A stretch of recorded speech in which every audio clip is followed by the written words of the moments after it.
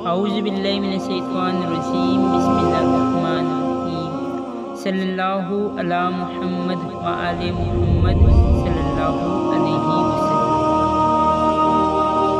چھوٹے بچے کو چلنے کے لیے ایک طریقہ استعمال کیا جاتا ہے۔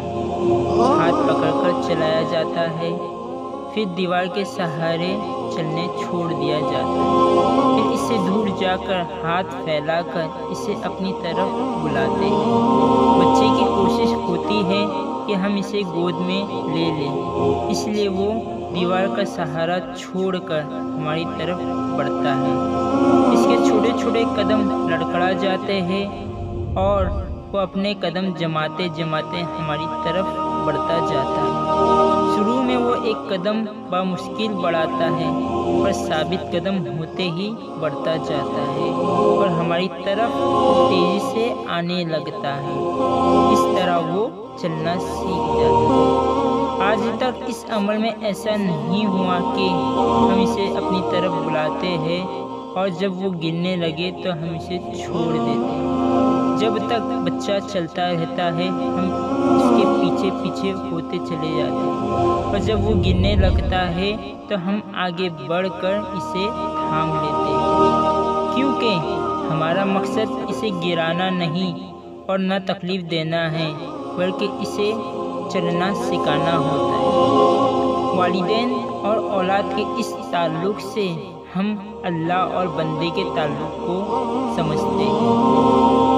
اللہ اپنے بندے کو اپنی طرف بڑھنے کی دعوت دیتا ہے، وہ بندہ اپنے رب کی پکار پر لبیک کہہ کر آگے بڑھتا ہے، وہ راہ وفا میں قدم رکھتا ہے۔ اب اسے اپنے رب کی طرف بڑھنے کے لیے دیوار چھوڑنی ہوگی، خود کو بے سہارا کرنا ہوگا، مگر وہ اپنے رب پر بھروسہ کر کے لڑکھڑاتے ہوئے آگے بڑھتا رہتا ہے۔ یہ وہ وقت ہوتا ہے جب دنیا والے اسے احمق خیال کرتے ہیں، اسے کم ضرب کہتے ہیں، ملامت کرتے ہیں، اور اس کی نگاہ میں تو اس کا رب ہوتا ہے، اس کے پھیلے ہوئے ہاتھ ہوتے ہیں۔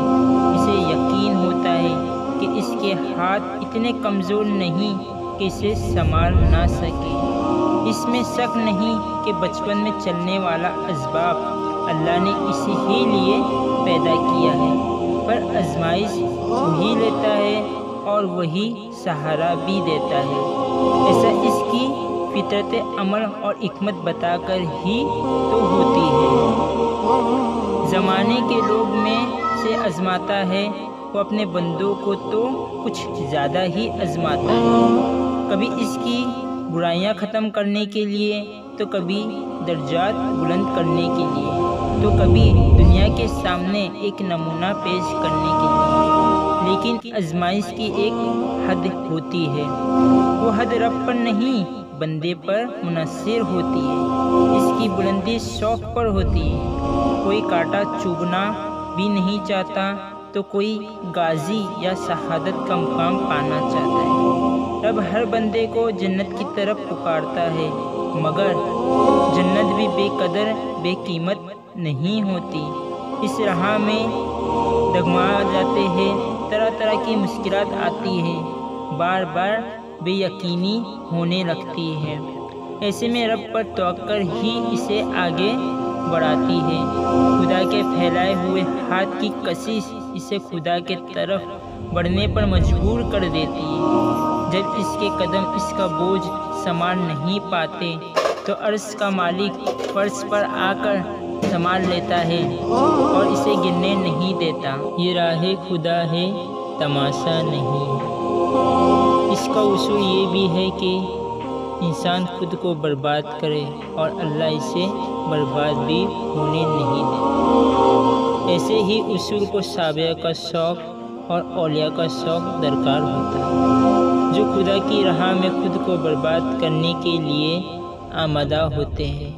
یہ الگ بات ہے، خدا کی راہ میں بربادی نہیں ہوتی۔ یہ وہ لوگ ہیں جو خدا کا پیغام و برکات دوسروں تک پہنچانے اپنا مشن اور مقصد بنا لیتے ہیں۔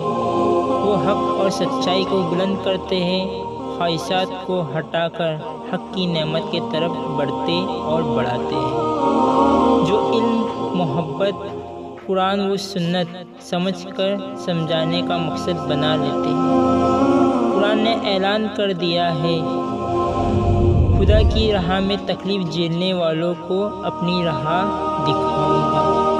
ہے کوئی دیوار توڑنے پر راضی، حق پر چلنے کے لیے راضی۔ پہلے ہی ہے ہم تکلیف میں، پہلے ہی ہم ہے تکلیف میں، چلو خود کو تھوڑا اور برباد کر کے دیکھتے ہیں۔ اللہ اپنے بندوں کو کبھی گرنے نہیں دیتا، نہ کسی کی نظروں میں، نہ کسی کے قدموں میں۔ اپنا خیال رکھیے اور اپنے خیال کا بھی خیال رکھیے۔ اللہ حافظ، فی امان اللہ۔